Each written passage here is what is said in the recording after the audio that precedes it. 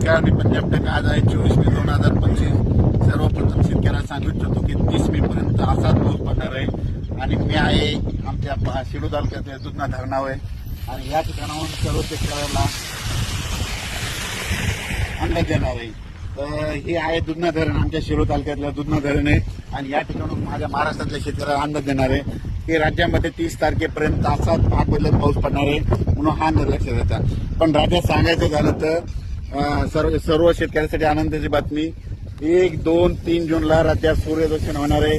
पाऊस विश्रांती घेणार आहे, वरून राजा रजेवर जाणार आहे म्हणून हा अंदाज लक्षात येतात. म्हणजे सांगायचं झालं तर 1 जून, 2 जून, 3 जूनला वरून राजा विश्रांती घेणार आहे, रजेवर जाणार आहे म्हणून हा अंदाज लक्षात येतात. माझी सर्व शेतकऱ्याला विनंती आहे, 1, 2, 3 जूनच्या नंतर ऊन पाडल्याच्या नंतर तुम्ही काय करा, तुम्ही संपूर्ण शेताची कामे आटपून घ्या, कारण की त्यावेळेस उघाड पडणार आहे. नंतर परत 5-6 जूनच्या नंतर थोडं तुरळक कुठेतरी पाऊस चालू राहील. पण राज्यात मात्र 1, 2 जून, 3 जूनला सूर्यदर्शन होणार आहे, चांगलं हवामान कोरडं राहणार आहे म्हणून हा अंदाज लक्षात येतात. पण राज्यात मात्र आता 27, 28 आणि 29 मेला म्हणतं ठिकठिकाणी मुसळधार पाऊस पडणार आहे, भाग बदलत पडणार आहे म्हणून हा अंदाज लक्षात येतात. राज्यात दररोज वेगवेगळ्या भागात 2-2 दिवस पाऊस मुक्काम करत जाणार आहे म्हणून हा अंदाज लक्षात येतात.